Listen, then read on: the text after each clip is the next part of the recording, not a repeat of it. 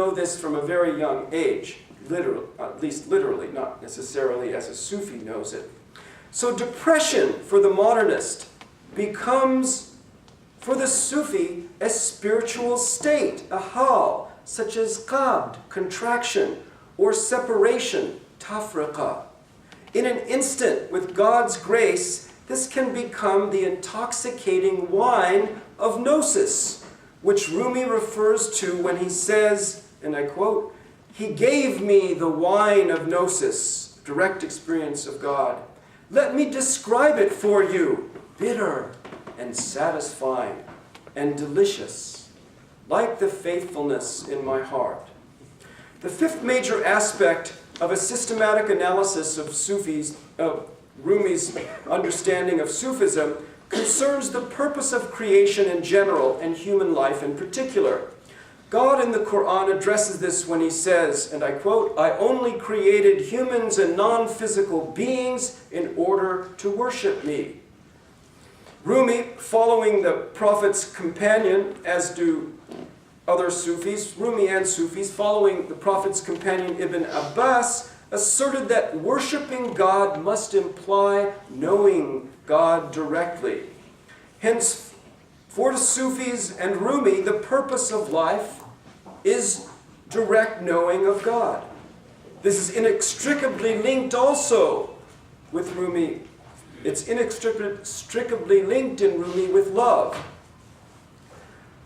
Rumi and other Sufis repeatedly cite a sacred saying in which God states, "I was a hidden treasure and I love to be known.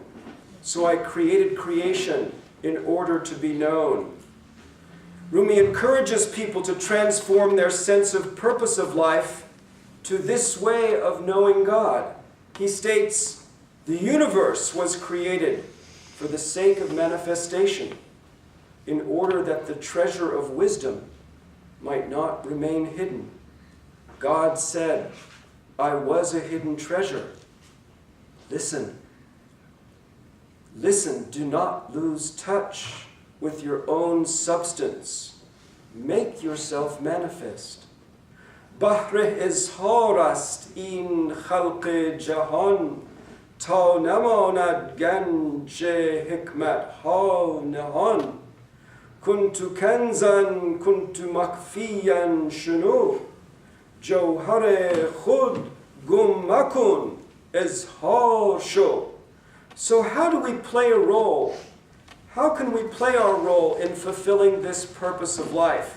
How do we not lose touch with our own substance? As I've indicated, the general answer is to allow God to become known by passing away from ourselves and subsisting through Him.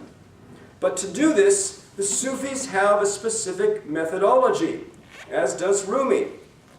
And so we've now arrived at the final aspect of our systematic analysis, which is called methodology. So here we ask, what is the methodology of Sufis and Rumi? While Sufis follow the methodology of Islam, they focus in particular on what is called remembrance, dhikr, zikr, or zikir. The outer form of the method of transformation is simple and involves repeatedly mentioning the names of God, either verbally or silently. Nevertheless, the core of zikir involves shifts in attitude and consciousness. For Rumi in particular, the core of zikir, of remembrance, is love. Remembering God without love is just going through the motions. While in principle, love of God sounds great, most people spend most of their lives not loving God. In order to understand the Sufi method, then, we need to understand why people don't love God. We can understand this if we think about why we don't love anyone. So think about it. Why don't you love certain people?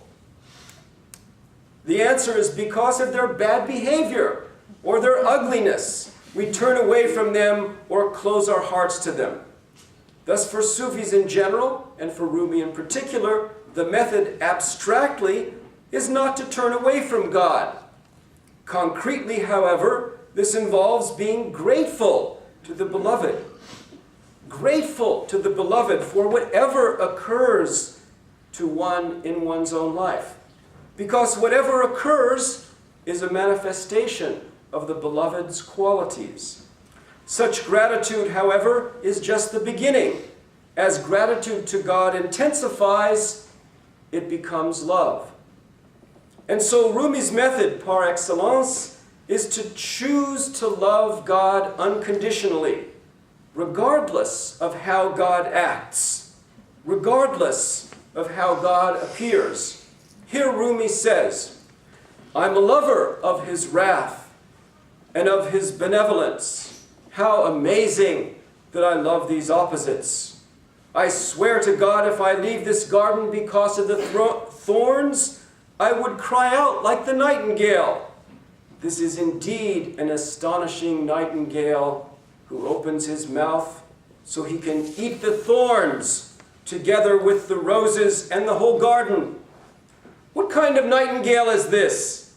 In fact, it's a fiery killer whale for whom, on account of love, all discomforts are pleasing. He is the lover of the whole.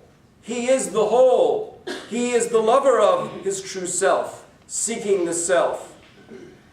عاشقم بر قهر و بر لطفش بجد بل عجب من عاشق این هر دو زد والله ارزین خار در بستان شوم همچو بلبل زین سبب نالان شوم این عجب بلبل که بگشاید دهان تا خورد او خار را با گلستان این چه بلبل این نهنگ آتشی است جمله ناخوش‌ها ز عشق او را خوشی است عاشق کل است و خود کل است او عاشق خویش است و عشق خویش جو. The culmination of this method of unconditional love of God and of one's true self is to pass beyond oneself in union with the beloved, in what Sufis term passing away in God and subsisting in God, fana fillah and baqa billah.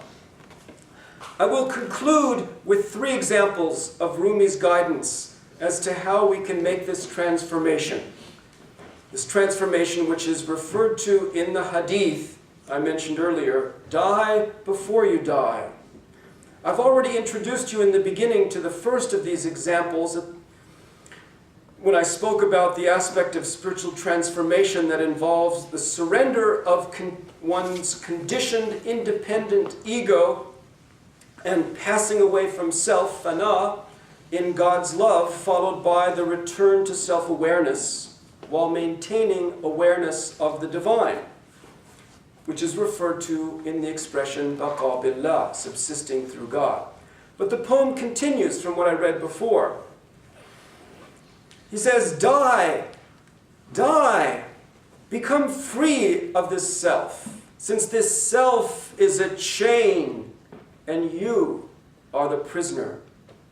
Take a chisel and chip away at this prison. When you've shattered the prison, you'll be the king and the commander. Die. Die in the presence of this beautiful king. When you've died before the king, you'll be the king and the celebrated. Die. Die. Rise beyond this cloud. When you've risen beyond this cloud, you'll be the brilliant full moon. بمیرید بمیرید در این عشق بمیرید در این عشق چو مردید همه رو پذیرید بمیرید بمیرید و از این مرگ مترسید که از این خاک برآیید سماوات بگیرید بمیرید بمیرید و از این نفس ببرید که این نفس چو بند است و شما همچو اسیرید. یکی تیشه بگیرید پی حفره زندان، چو زندان بشکستید همه شاه و امیرید. بمیرید و بمیرید به پیش شه زیبا، بر شاه چو مردید همه شاه و شهیرید. بمیرید و بمیرید و از این ابر برآیید، چو زین ابر برآیید همه بدر منیرید. Second poem is, give up your trickery, O lover.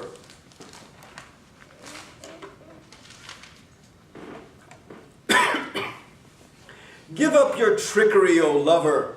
Become insane. Become insane. Into the heart of the fire. Be like a moth. Be like a moth. Be a stranger to yourself. Destroy your house. Then come with the lovers. With them reside. Reside. Hilat raha kun عاشقا دیوانه شو دیوانه شو وندر دل آتش درآ پروانه شو پروانه شو هم خویش را بیگانه کن هم خانه را ویرانه کن وانگه بیا با عاشقان هم خانه شو هم خانه شو. And finally, he says, O you who have become deceived in the world, don't go away. Don't go away. The beloved, the beauty, is embracing you. Don't go away. Don't go away. I am the creation. I am its house. I am the trap. I am the bait. I am the intellectual, and I am the madman. Don't go away. Don't go away. شده وره در جهان دور مشو دور مشو یار و نگار در برد دور مشو دور مشو خلق منم خانه منم دام منم دانه منم عاقل و دیوانه منم دور مشو دور مشو